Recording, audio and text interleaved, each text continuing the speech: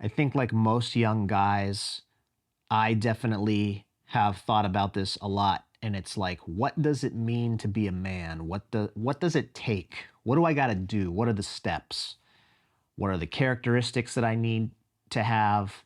What's the attitude and philosophy I need to have? What are the actual like activities that I should participate in? What does it take?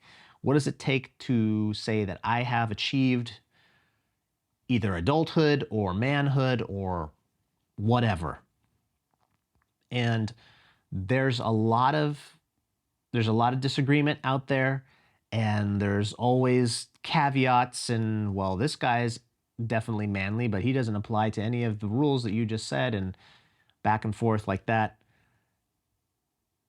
But as I've thought about it, there's things that I think would be ideal for a man to be, and there's things that just help your life be a better life if you follow these ideals. And then if you're a man, why wouldn't you want to do that?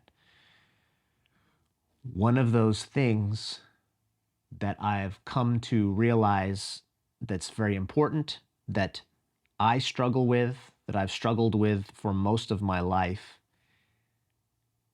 and that is to see things through, to finish what you start, and to go broader, to be a man of your word, to do the things that you say you're going to do, the things that you intend to do, that you shouldn't just be having intentions. I intended to do this. I was fixing to do this. I was thinking about doing this, but that you actually do it. And if you start, you take it as far as you can. You finish it, you complete it, you do what it takes to say, I gave it my all, put a button in it. If it fails, it fails, but at least you fucking push through, and maybe you failed multiple times. This is something that I really admire, and this is something that I'm still working on and striving for. And it's probably one of the most difficult things that I'm trying to learn right now in life, because when you have a ton of distractions, when you've got multiple irons in the fire, you got so many things you want to work on, you just constantly feel like you are failing to see things through because your energy is split by multiple things. And so one way to help yourself, at least what it seems to me, one way to help yourself become that man that see things through to the end, is you have to kind of be myopic. You got to just really be focused on one thing or maybe two things, and hopefully they complement each other. And that way you are fully focused and you can actually get it done. And another thing that it takes is patience. It doesn't just happen overnight. It doesn't just, these things don't just magically poof, okay, I want to do this, boom, it's done. A lot of times, things that you want to do in life are going to take a long time. They're going to take years. And I think that that's the challenge, is the patience and perseverance to just keep going. If you want to see things through, that's a skill you have to have, that you are consistently putting in the time and effort to see something to completion. And kind of like a story that I have that kind of epitomizes, at least in my mind, that I've thought about it for the last year or so, as to why am I always like this? I'll start a project and I always just give up. I'll get really good results. Things are looking good. I've planned, I've read all the stuff. I've done so much effort, like hours and hours and hours and days and weeks and months of study, and I'm starting to get rolling, and I'm getting just a little bit of success, and then I quit. I don't see things through to the end, or I got a little bit of success, but then I'm not continuing it on to really, really finish. Why? And the story that just keeps coming into my mind is that when I was very young, I can't remember exactly how old I was, but I may have been 10 years old or maybe even younger, something around there. Definitely not a teenager yet, and definitely not competent enough to build any kind of toy kit or whatever. But I had saved up enough money. My dad had this thing that, if I didn't eat any sugar for a whole week, that was $5. So, you know, it was the honor system and I would keep track. And I had saved up enough money because I wanted to get a remote control airplane. I had obsessed over remote control airplanes when he would take me to the library and he would be researching whatever, looking through all the magazines and stuff for what the best car is to buy because he was, trying to make, a good purchase and he was studying up and I was bored. So they had magazines, and some of the magazines that I loved the most were the RC remote control airplane magazines. Can't remember what the name of it was, but I was obsessed with that.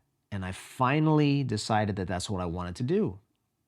And we went and drove all the way to Sacramento, and it was a long drive to get there because, we lived in a small town. There was nothing like that in our town. And we found an RC hobby shop and we went in and we looked at everything and, we bought the plane in a box. It wasn't pre-made. You have to assemble it. You got to, back in those days, there was no electric motors. It was going to be a little gas motor and it was all the shit. We had to buy the motor separately. We had to buy the remote control and the servos and whatever separately. And, we had to assemble it and took it home and I was all excited and would take it out of the box and look at all the parts, the wing, the fuselage, the tail, the wheels, take the remote control out of the box and like see how heavy it was and like, wow, all these joysticks and all these buttons, like what does all this do? I was very young and I don't know the reason, and I might ask my dad, but somehow that project just got put off. And my dad was commuting. My dad was busy. I don't blame him at all. And, maybe it was that we really didn't have a spot that we could find where we could fly it. That, we were going to do it and then just things kept happening or stuff kept happening and there just wasn't time because he was, again, commuting super long hours every day, tired. And I was too young to know how to do it myself. I was too scared to do it myself. I felt like I needed to have somebody basically do it for me. You know how a kid wants his dad to put his Lego set together for him? It was almost like that. But for whatever reason, it just never got done. And literally, it just got put in the closet. I know exactly, I could see it in my head, exactly where it was.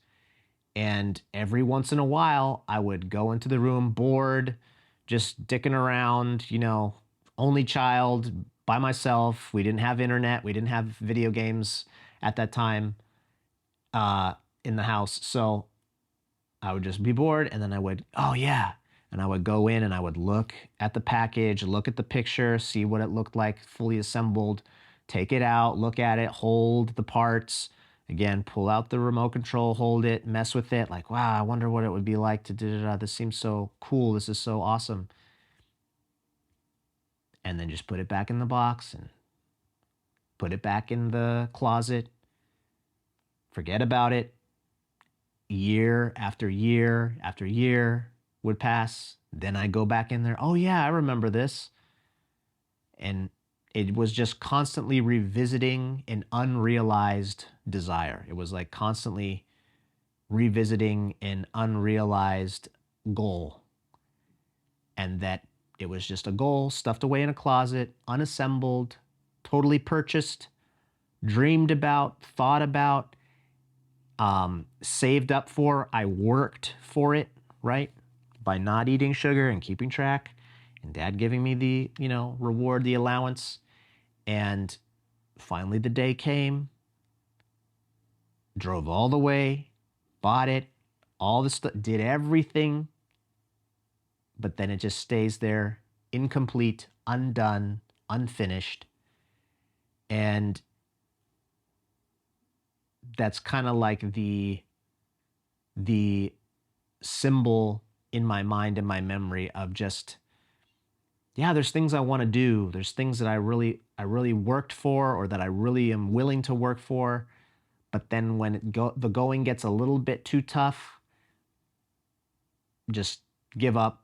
Well, we'll get to it later. We'll get to it. We'll get there. And then we don't. And that's basically the story of my life when it's come to doing things that I'm really passionate about. Going and going and going, and then get a little bit intimidated, and then just, well, that's enough, and then quit. And I don't know if anybody can relate, but it gets old after a while because you constantly just see a graveyard in your past of all the things that you almost did, all the things that you flirted with or kind of did. You did it for a little while and you got just a little bit, and then you just quit and gave up, even though you still had a lot of intentions to continue on. And so that's part of the mission in my life, is to get to be someone, become a man who sees things through to the end, that when I have a vision, when I have a mission, when I have a desire, I will get what I want and I will make it happen. And it doesn't matter how many mistakes I make, it doesn't matter what roadblocks I run into. I may have to take some time off and handle some other stuff and then get back to it, but I do get back to it, and it never leaves my mind, and I don't just put it in the closet and leave it there and come pull out the carcass of my intention and look at it and then put it back. Finishing what you start, seeing things through to the end, being a man of your word, and doing what you said you were going to do, doing what you intended to do. That's the goal.